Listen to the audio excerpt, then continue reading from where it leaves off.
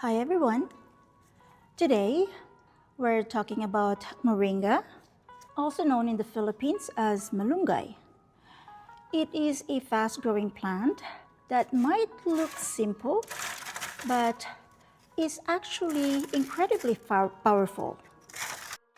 Moringa is often called the miracle tree, and today I'm going to show you how I grow it, starting from seeds. I'll also explain why moringa sometimes wilts after transplant and when you should prune young plants to get more leaves. I have more than 20 moringa seeds here that I'm planting today. These seeds have been soaking in warm water for about 24 hours. Moringa seeds have a pretty hard outer shell, so soaking them for 12 to 24 hours helps soften that shell. It basically wakes the seeds up and makes it easier for the sprout to come out. Because of that, soaked seeds usually sprout faster and have a better success rate, especially if the seeds are older or have been stored for a long time.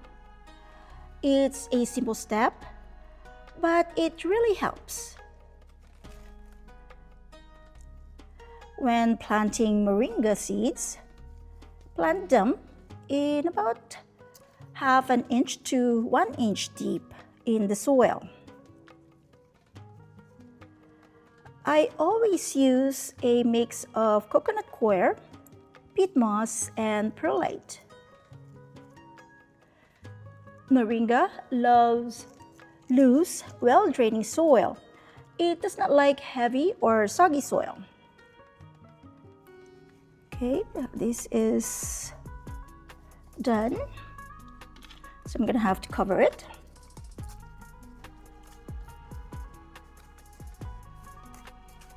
Just going to cover the seeds that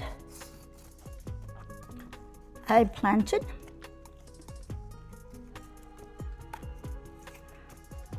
So there are 12 seeds here. I still need an additional 12. Okay, I'll set this aside.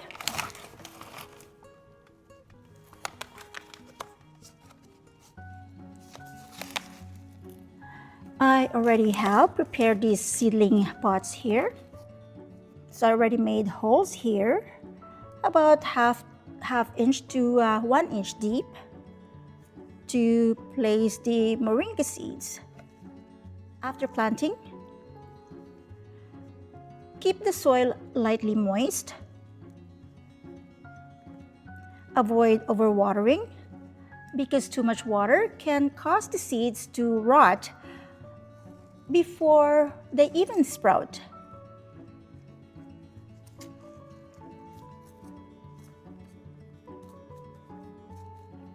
Moringa seeds usually sprout in 7 to 14 days, but sometimes it can take up to 3 weeks, especially if the seeds are old.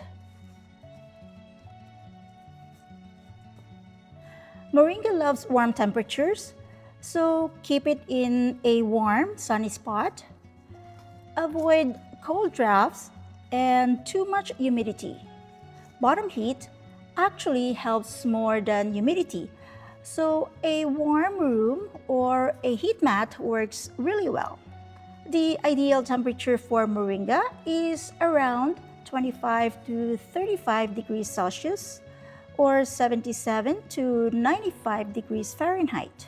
Once the seedlings is about 4 to 6 inches tall and has 2 to 4 true leaves, it's time to move it to a bigger pot. Moringa develops a long taproot very early, so when choosing a pot, depth is more important than width. Using a deep pot helps the plant grow stronger and healthier. Early transplant equals to a stronger plant later on. For the first transplant, use a pot that's at least 10 to 12 inches deep, about 3 to 5 gallons. If you're growing moringa long-term in a container, a 15 to 20 gallon pot works best. If your moringa wilts after transplant, don't worry. This is very common.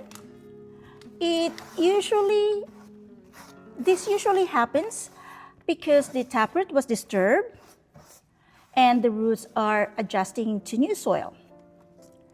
That's why it's best to transplant moringa while it's still small. After transplanting, keep the plant in shade for 24 to 48 hours to reduce stress. The plant will recover within a few days.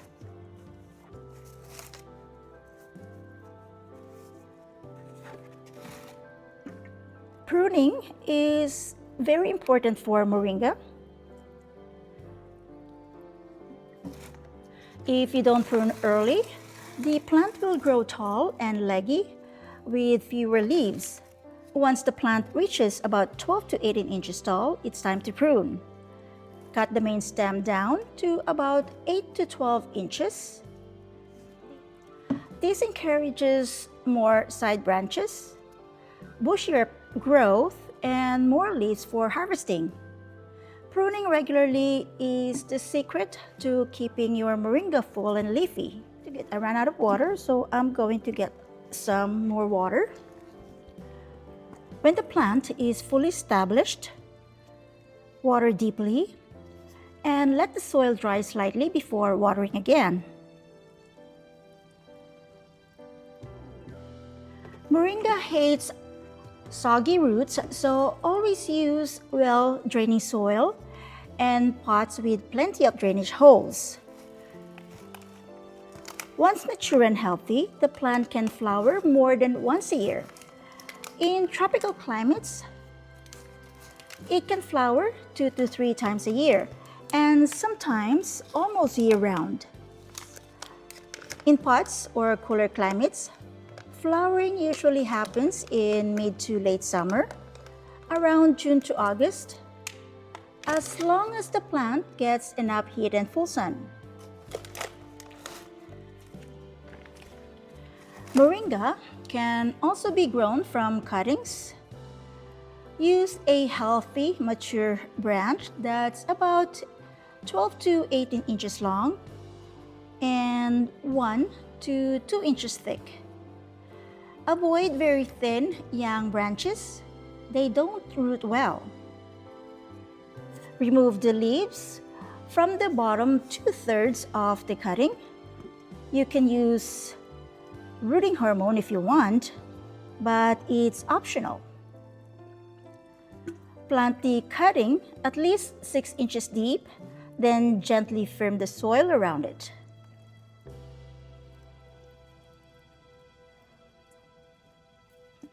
Moringa is very sensitive to cold.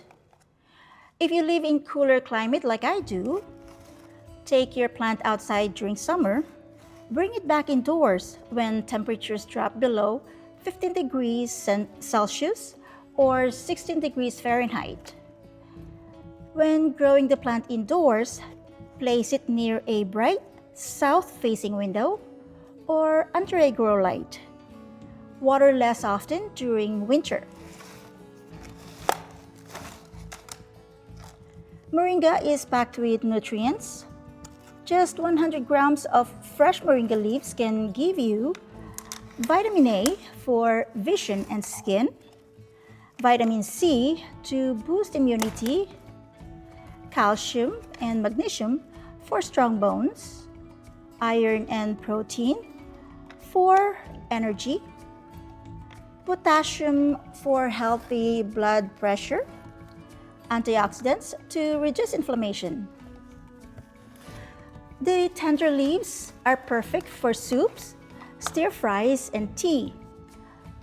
You can cook them just like spinach. Moringa really deserves its name as the miracle plant. It's fast-growing, easy to care for, and incredibly nutritious. If you're growing moringa, enjoy the leaves, pods, and seeds. Your body and your garden will thank you.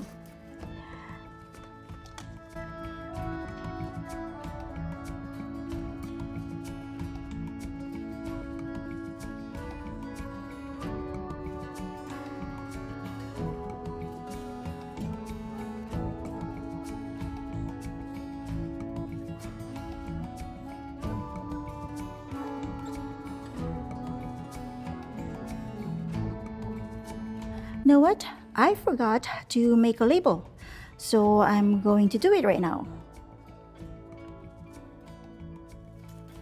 I made one label for the 4 trays.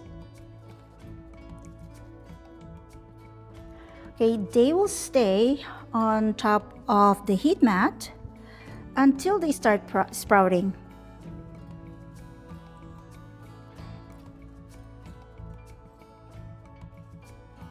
If you enjoyed this video, don't forget to like, subscribe, and comment below. Tell me, if you're planning to grow moringa, do you prefer starting from seeds or cuttings? Thank you for watching, and I'll see you in the next video. Happy gardening! Bye!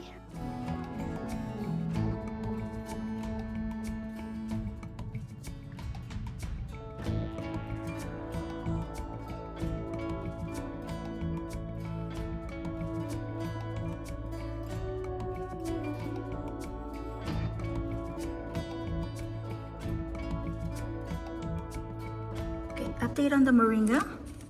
It was planted on February 2nd of this year, and it's only February 6th right now, and it's at least 1 and 2 are starting to grow. Excited.